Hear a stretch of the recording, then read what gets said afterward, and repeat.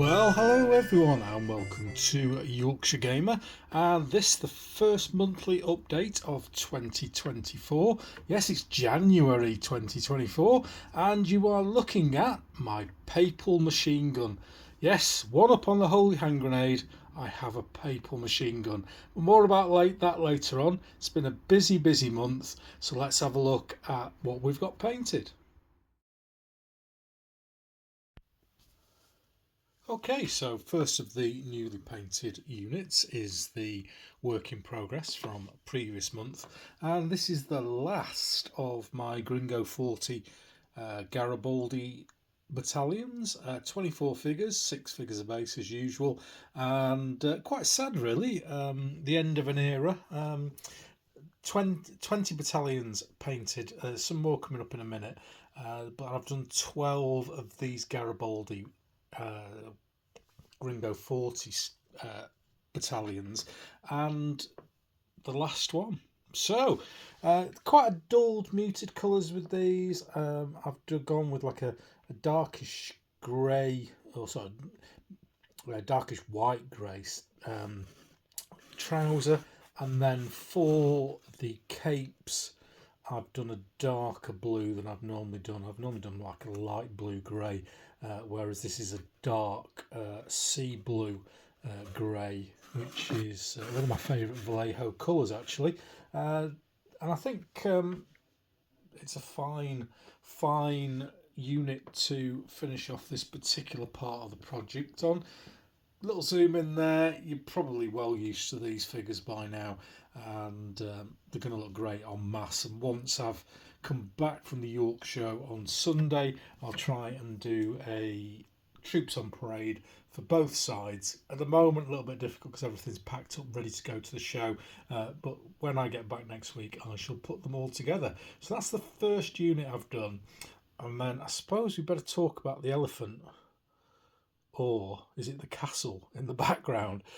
So I'm just going to move the camera up slightly, and showed these on How Much, maybe a month, 2 months ago, and these are tabletop workshop castle modular sections, and I need a small section of castle or medieval style castle for my Mentana project, and this is what I've built up. This particular wall here is surplus to requirements, but will be used on other stuff, so I'll just put that to one side for now. And what we've got here is a round tower and then 2 walls coming off at 120 degrees, and this forms the side of Mentana town. And then just here, which we'll look at into work in progress, is a Renaissance style castle, and then the town behind and also in front on a lower level. Really like the way that this has come out. I wasn't sure when I started doing the different coloured bricks, which is something I picked up off a YouTube channel, whether it would work or not, but I'm more than happy with the look that this has come out with. A little bit different with the variations with the colours, but when I've looked at castles, and especially Mentana castles, they've got these brown stones in them. They're not a consistent source of stone for the castle. So I'll just move these lads out of the way and just dip that down so you can see the top. There's some stairs going down. If you're interested in buying these, the modular sections are detachable when you buy them as you build them as models, but I don't want bits of castle falling off everywhere, so I've glued all mine together, and as you can see I've glued this corner section together as well, purely to make sure it's not falling apart during a demonstration game. A couple of lovely doors on the back here, and top tip with the towers, if you're going to buy these, they're out of production, but they are still available on various places. I got mine from North Star. These sections with the doors in and the joins for the walls, you have to put them in during the construction of the tower, and we'll see a little bit of a problem it's caused later on. I didn't buy those until I'd bought the original tower. But top tip there. But less of me prattling on about Newcastle. We've got bags of new units to look at. So next up is a run of 3 battalions of Garibaldi troops, and I've done this in a brigade of different coloured stuff. So I've done 3 brigades of 4 red shirts, 1 brigade of white shirts from the Milan and Dun brigades, and then another brigade, these are tabletop brigades, of ones with different coloured uniforms, just to add a little bit of colour to the army. And these are units that fought throughout Garibaldi's campaigns from 1860 up to 1867. So it's a big army for the period and for the army itself. So I'm going to try, I'm trying to use it in Sicily, trying to use it for Volturno and all the other places that Garibaldi was involved in. So this unit is made from ACW plastic Perry figures. Big fallback for me that I've used for some of the units that I've done before that you've seen, and they're not exactly right for the period, of course they're not, but it's hard to choose. There isn't a massive range of figures out there. So I think these work really well, and this particular uniform, the Bolognese Regiment, and just zoom in, and there we go. Dark blue frock coat, green facings on the collars and the cuffs, red trousers, and I can't remember, they've got a red stripe on. Yes, they have. So let's bring these up to the camera. So we've got trousers, red stripe, and then red kepi with a green band around the back. And I've painted these in a firing line. I think they look really nice. So, next one. Next up we have the Malanchini Regiment, one of the regiments, as in all this brigade, that were formed in the north of Italy and then came down to Sicily as reinforcements for Garibaldi.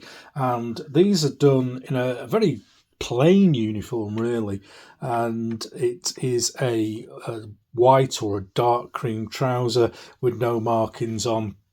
And then we've got a dark blue grey frock coat and a dark blue kepi. Very, very straightforward, as I say. Done in a marching pose. What I've done with these is I've bought 2 boxes of advancing figures and 1 box of skirmish figures, and that gets me 3 units advancing, 1 unit firing line, and a few odds and sods skirmishes that I can use, and I'll show you later on. So we'll just again come in and have a look at a bit of detail on one of these. Really nice figures. I think the sergeant stripes they've done there stand out really, really well. Sometimes you'll do a unit in a particular colour, and for some reason it just pings, and these are done in the same colour as my Knights of the Kingdom of Jerusalem, if you've seen those, and they're definitely one of my most liked units when I put a poster or a picture up of them. And so 24 figures again, really, really nice unit to add to the collection. So there's just one more formed unit. I've been really busy this month. So this is the 4th full battalion I've done this month, and this is the final Garibaldi regiment. This is regiment number 20, and this is the Vacchieri battalion. And as you can see, I left them to last because they were right pain in the backside with all the stripes. It's like a pair of pyjamas, if you like, and still on the Perry ACW plastics, 24 figures as we've done with all of the units, and then we've got a white or an off-white uniform, and the trousers are plain, but the tops are blue and white striped, very similar to you'll see Revolutionary French soldiers with this kind of trouser material, and these have also got like a red piping around the collar and also on the cuffs. So I'll bring one of the bases forward so you can have a little bit more look in detail, and I'm really, really pleased with the way they've come out. I've done slightly less highlighting on the faces, which seems to have made them stick out a little bit more, and that's something I'm going to carry on with as I go through the next sort of batch of figures I'm painting. And there's kind of a general idea of what they look like, and as I say, really, really happy with that particular regiment. As I was saying earlier on, I had some figures left over from the boxes that I'd built, and rather than waste them, I'm not going to do American Civil War Army, for example. So I've painted these up as skirmishers on skirmish size bases, and these are just 60 by 30s with 2 figures on. No extra depth on these. I probably should have done 60 by 40s, but too late now. The project's finished. So something I might do in the future, again, just to protect the muskets, because you can see there, we look at the top of that, it's hanging over by a good centimetre or 2 centimetres. That's just going to get knocked. Front 6 are in the uniform of the Medici Regiment, which is a uniform or a unit I've painted previously. And then the rear 6 are the Bolognese unit that you've already seen today. So really like the way that they've come out. Some of the figures, just bring these up to the camera. I've not put a kepi hat on them and done them as bald. And I think that certainly gives something to the uniform. Now, that beard, somebody said it was blue on Facebook. I don't think it is. I think that's grey. Anyway, what do I know? So that's the majority of the figures I've done this month, but I haven't finished, by Jiminy no, because I needed, in the way that only Wargamers can need, a unit of cavalry for my Garibaldi. And I say cavalry and I say unit very much in tongue-in-cheek, because there was 50 to 60 of them, and here they are. Here's my representation of them, the Garibaldi guides, and they are, as you can probably tell, ACW, American Civil War Cavalry, and a box set of those 12 has done me for all my mounted standard bearers, one of my generals, and this unit as well. So absolute bargain. And I've painted these in the early uniform of the Garibaldi guides, and they were commanded by Garibaldi's son, Menotti. Hopefully I got that right. At the Battle of Mentana. So just 6 figures. They were more a aide-de-camp kind of scouting unit than a formed unit, but hell, we're Wargamers. We want them on the table. And then the final Garibaldi regiment, not regiment, but the final Garibaldi thing is this. And this is what I call an emergency command stand. We played a couple of, 3 weeks actually. We practicing and testing the Mentana game for the Yorkshire on the weekend, and I realised that I didn't have enough command stands, so I had to rummage through my bits box, and thankfully I'd got some spares from the ACW Cavalry box set. However, the horse, the brown horse, I've got no idea where that came from. It's metallic. I'm guessing it's Perry's because the figure fits. And then if you look closely at the officer, that sword for hand isn't from the ACW kit. No idea. I think that's a 5-4 Arab infantry, maybe. Not sure. Anyway, it works, and that's the Garibaldi. There's one more thing to look at. That isn't going to be on the Mentana battlefield, but you know, when you hear about a unit and you've just got to have it, here we have it, the unit you saw at the start, the Papal machine gun. I spoke to Nick Schofield when I did my Papal Zouave podcast some time ago, last year now, and we were chatting about this particular thing, and I did a little bit of research, and there is one still around in the museum in Belgium, and the Papal States forces around this time, I think they were the fourth force in the world to have a machine gun. So this is the bad boy. This is the Caxton machine gun. Now what I've done is I've used, as you can probably tell, the French Perry's mitrailleuse unit as or model as a base. Then what I've done is I've added this little cap on here with green stuff with 6 holes in it for the barrel. Added this metallic shield on, and then on the rear I have changed the mechanism. So if we just look at that down the barrel as we go along. So this Caxton machine gun had 6 barrels, but it didn't fire in what you would call a normal way, and this is probably why it never catched on. So what would happen is that this bar you can see here just at the end of the barrel, the firer would rock that from side to side, and that would fire bullets alternatively out of 2 of the barrels. And then once the barrels got too hot, they rotated the barrels and then fired repeatedly out of 2. Apparently 60 shots a minute, which is not a lot for a machine gun, but in those days it's amazing. Didn't work particularly well. There's some sort of feeder that was used to drop bullets in by gravity at the top there, but I can't find a picture of one anywhere. There is one of these in a museum, as I say, in Belgium. And if anyone ever drops in and sees it and they could get a photograph of the back of it for me, I have asked the museum, but they never replied.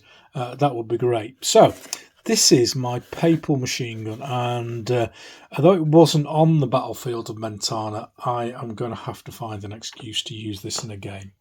So it's been a long update so far. I do apologise. I've just been really busy.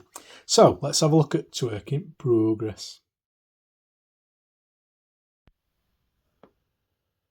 Here we go with work in progress, and this is my kind of unit on the go box. I mentioned a friend Dave who passed away back in August, and this is one of the bits and pieces I picked up from his house, and I just kind of used it to do my units in progress box, so I can just move them around, store them, do them, etc. And the reason I'm kind of mentioning Dave is because these horses, and let me just move the camera slightly, these horses were a leftover project. He left me all his wargaming stuff, and there's a lot of stuff in there, and I'm still finding stuff. I'm still going through boxes, and one of the boxes I was going through recently had some Italian Wars stuff, which is the next project I'm getting back into, and he had some painted horses in there that had not been finished. It's one of those poignant things where somebody passes away halfway through doing a unit. So I thought, right, I'll get these done first.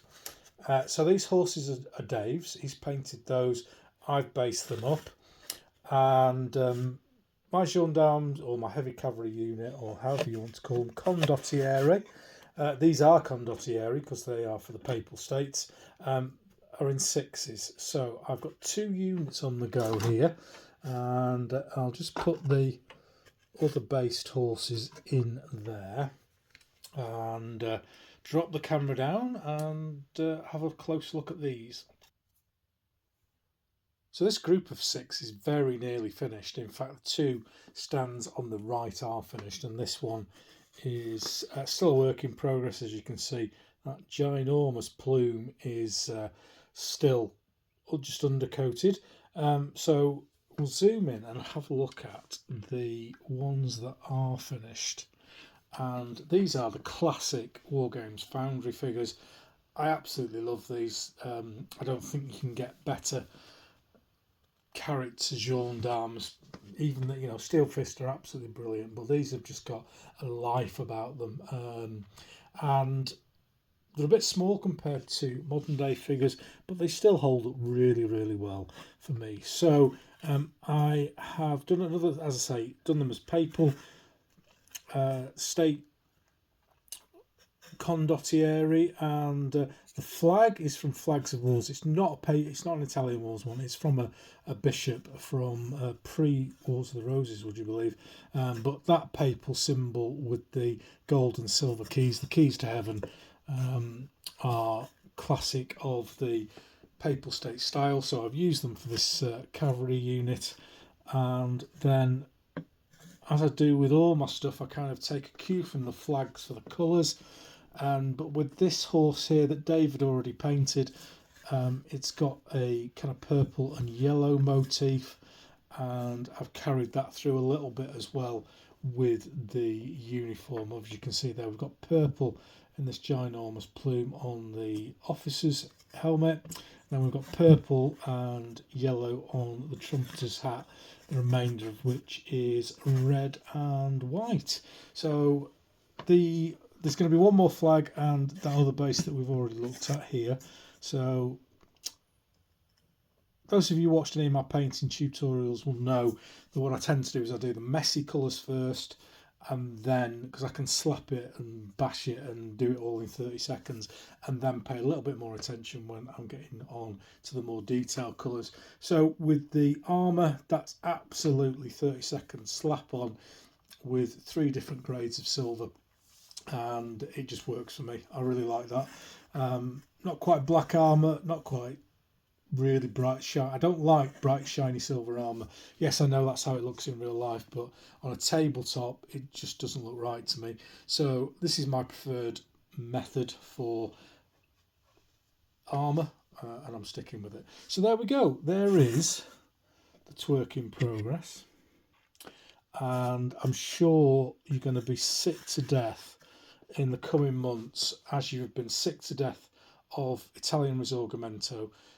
It's Italian Wars now for a few months, maybe with a bit of naval chucked in, maybe with some crusades, but flat out on Italian Wars. So there's the work in progress. Guess what's going to be first up next month? Let's have a look how much we've spent. How much? How much? Actually, not a lot again. I'm being rather frugal at the moment. I've got a lot of stuff to be getting on with, so I'm not spending a lot of money on figures and stuff at the moment. But there is a potentially major project coming up. We'll talk about that in a minute. But last month I bought the Tabletop Workshop castle, the one that you've seen finished, and in fact you can see it just in the background there as well. And I bought some extra pieces from North Star Games, not for Mentana, but for just to make the castle more versatile, and I can use it for medieval and other stuff. I have got that massive Crusader castle about 2 or 3 years ago that I need to do something with as well. So we saw these last month. I've got just a basic wall piece section there, and then I've bought one of the sections with a gate in, again not for Mentana but more useful for future projects. And then I bought another tower. Now the tower that I've bought is the one that's painted, and I hadn't bought these little sections that go on that allow you to stick the walls on the side, and it was just a standalone tower. And stupid me, I hadn't realised that. So what I've had to do is do a bit of shaving to get these on to this tower that was already built. It wouldn't come apart, and I was going to damage it really badly if I did. So what I'm going to have to do in the future is just put a bit of green stuff in there, or a bit of Das Prompto, and then mould the stones in again. But I don't need that now immediately, and I've got other stuff going on that I need for Mentana, but that is going to be a corner tower. So I'll basically have a something for the edge of the table, 2 corner towers, and then a 3-line stretch of walls with a wall in the middle, which is going to be really useful for any medieval stuff. And we can pretend that the Crusaders used grey stone, couldn't we? Get away with it. So the other thing that I've bought is coming up now. Ta-da! Okay, now I know I'm breaking one of my rules here, 2 periods in 1 scale, but just toying with this at the moment. I might do a few units and just has them as display pieces. I might go into it big style, but I'm really, and I mean really, struggling painting 15mm figures. I just can't. Probably it's more enthusiasm, I would say, than anything else, but I'm so used to painting 28mm figures now that I've got a load of 15mm Napoleonics, but I just can't seem to add to them, and I really enjoy Napoleonics. So I'm thinking about doing a project of 28mm Napoleonics. I'm going to do Prussians, I'm going to do Italians, surprise, surprise, and I'm going to do Young Guard as well, because I've never had any Young Guard units, so I want to use those. In the comments, if you don't mind, anybody got any good suggestions for Young Guard figures in full uniforms? The only ones I've seen are front rank now with Gripping Beast, and the Perrys do them, but they're in like a drab campaign uniform. I want them, the Guard, I want them sparkly. So if you do know of any other 28mm manufacturers, not 3D prints, that are really, really good for Young Guard, let me know. And I know they do an Elite Company version of this box set. Would they be suitable for Young Guard? Answers in the comments below. So when you'll see anything of this coming to fruition, I don't know. Planning on doing a unit of French just for the fun of it, a unit that's very dear to my heart, and we'll talk about that later on. But that's all I've spent this month. I have played some games though, so let's have a look at them.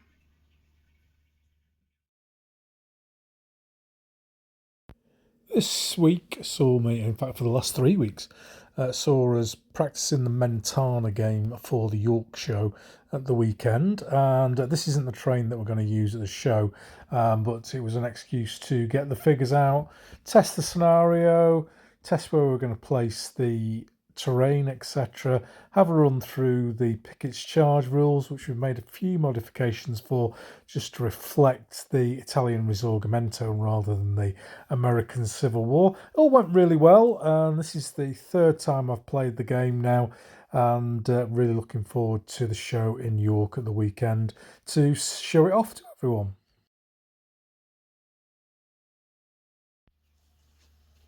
So time for the monthly roundup on all things Yorkshire Gamer and the quick run through the followers, etc. Once again, thank you very much to everyone who follows me on all the formats that Yorkshire Gamer is involved in. So Facebook is up 72, big jump there, not quite sure what that is all about, but there we go. Twitter's up 32, holding nicely. It started to go down a bit, but I think a lot of people are remaining on Twitter, coming back to Twitter purely in the wargaming sphere. I really don't have any trouble on that format. I just don't go anywhere else other than wargaming stuff, and get rid of all the bots and stuff by just blocking them. So Insta up 15 to 3627. YouTube's up 35, 2217. Not done a lot on YouTube recently. Podcast up another 2, steady away. And that's just on Podbean. Other people follow me in other areas, I'm aware of that. Facebook group 1897. Great to have people along there posting their own stuff. I've had to dip a couple recently, people spamming with 3D stuff, prints and what have you. I want everyone to post their stuff on there and enjoy it. And then we had one guy who just came on and like posting 3 or 4 random tutorials every single day and not interacting. It's all about interacting, that group. I want people to show off their big games and say how much they enjoy other people's stuff. So if you are in that group, please post your stuff on there. I really want to encourage you to do that and to, you know, interact with other members on there. That's what it's all about. Podcast downloads, just the one podcast out this month. We'll come to that in a minute.